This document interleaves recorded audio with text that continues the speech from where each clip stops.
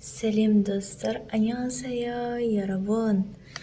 Корея еліне келгеніме жарты жылдай болды.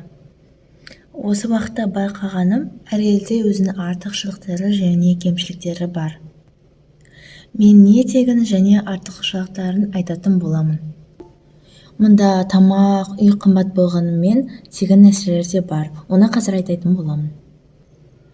Мұнда ең бастысы барлық жерлерде ғимараттардан бөлек аялдама, автобустарға дейін тегін және әрі мықты Wi-Fi бар. Мен Кореяға ең алғаш келгенде аялдаманың аттары бір-біріне ұқсас болғандықтан басқа аялдамадан түсіп қалғаным бар енді. Мұнда біздің симкамыз істемегендіктен тек WhatsApp арқылы сөйлесе алатын болдым. Аялдама ешқандай парольсіз және